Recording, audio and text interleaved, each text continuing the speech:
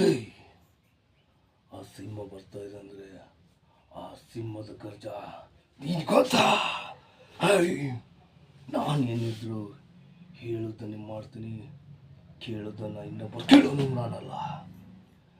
ನನಗೆ ಯಾರಾದರೆ ಅಡ್ಡಾದರೆ ಅವ್ರ ಮಟ್ಟ ಸೆಲೆ ಬಿಡಲ್ಲ. ಈ ಸಿಂಹ ಯಾವತ್ತೂ ಸಿಂಹ. ನನ್ನ ರಸ್ತೆಗೆ, ನನ್ನ ತಂಟೆಗೆ, ನನ್ನ ಯುದ್ಧಕ್ಕೆ ಬಂದರೆ ನಾನು ಯಾರು ಕೇಳೋಲ್ಲ, ನಾನು ಯಾರು ಮಾತಾಡಲ್ಲ. ನಿಯತ್ತಿಂದ ಬಂದರೆ ಧರ್ಮ, ಮನಸ್ಸಿಂದ ಬಂದರೆ ಆತ್ಮ. ನಿನ್ನಂಥವ್ರು ಕೊಡೋದು ನಾ ಯೋಗ್ಯತೆ.